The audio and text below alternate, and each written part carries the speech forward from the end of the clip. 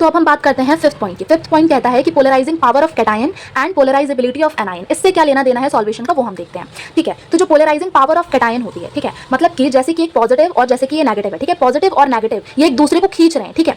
तो समझने वाली बात ये है कि कितना स्ट्रांगली एक कैटायन, मतलब कि ये जो कैटायन है ये कितना स्ट्रांगली एनायन को अपनी तरफ खींच रहा है, ठीक है, मतलब कि इसके पास कितनी पावर है कि एनायन को अपनी तरफ खींच सकता है, ठीक है, कितना ज्यादा अपने आप को मतलब एनायन को अपनी तरफ खींच सकता है, कितना स्ट्रांगली एक कैटायन अपने सराउंडिंग मतलब उसके बाजू आजू बाजू जितने भी एनायंस हैं, ठीक है, उन एनायंस के इलेक्ट्रॉन क्लाउड को डिस्टॉर्ट करता है, ठीक है। अब देखो पॉजिटिव की तरफ नेगेटिव खींचा चला आ रहा है, तो पॉजिटिव के पास कितनी पावर है कि वो एक नेगेटिव को खींच सके अपनी तरफ, उसे हम कहते हैं पोलराइजिंग पावर ऑफ कैटायन, ठीक है। अब पोलराइजेबिलिटी ऑफ एनायन क्या होता है कि कितना इजीली, अब भाई ये जो नेगेटिव है ये पॉजिटिव की तरफ खींच रहा है, ठीक है, क्यों, क्योंकि पोलराइजिंग पावर लग रही है हमें पता है,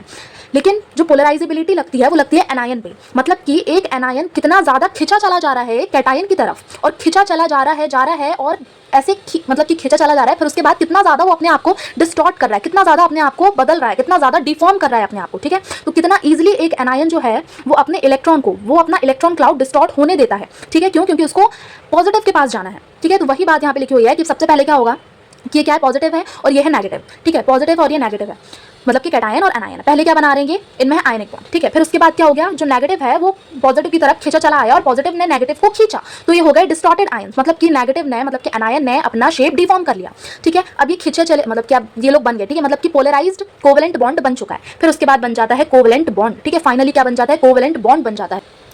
और हम देखते हैं कि जितना ज़्यादा कोवेलेंट करेक्टर होता है या कोवेलेंट बॉन्ड जहाँ होता है या जितना ज़्यादा कोवेलेंट करेक्टर होता है उतनी ही कम सॉल्युबिलिटी होती है, मतलब कि एक दूसरे के इन्वर्सली प्रोपोर्शनल है, ठीक है, समझ रहे हैं कि जितना ज़्यादा कोवेलेंट करेक्टर उतनी कम सॉल्युबिलिटी। अब स्ट्रॉन्ग पोलराइजिंग कैटायन है, मतलब कि एक कैटायन बहुत ज़्यादा एनायन को अपनी तरफ खींच रहा है, मतलब कि कैटायन है उसके पास बहुत तो पावर है एनायन को खींचने की, ठीक है, और ईजिली पोलराइजेबल एनायन है और वो आराम से खिंचा भी चला जा रहा है, ठीक है। और अगर ऐसा कनेक्शन बनता है इसका मतलब ये है कि कोवेलेंट करेक्टर बढ़ेगा, और कोवेलेंट करेक्टर बढ़ेगा तो सॉल्युबिलिटी क्या होगी, कम होगी।